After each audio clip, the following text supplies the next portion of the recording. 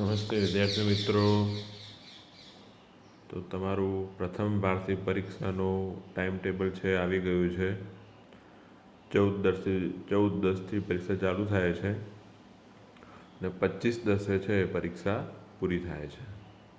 તો આ પરીક્ષાનું ટાઈમ ટેબલ છે એ નોંધી લેશું.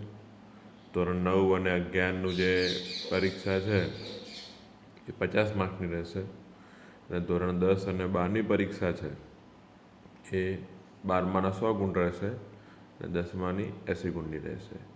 તો આ ટાઈમ ટેબલ છે એકવાર નોંધી લેજો ને એ પ્રમાણે તૈયારી છે એ શરૂ કરી દેજો.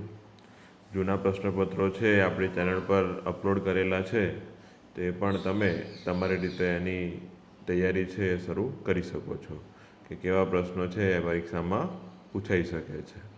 તો એ પણ તમે સારી એવી તૈયારી એમાંથી કરી શકો છો.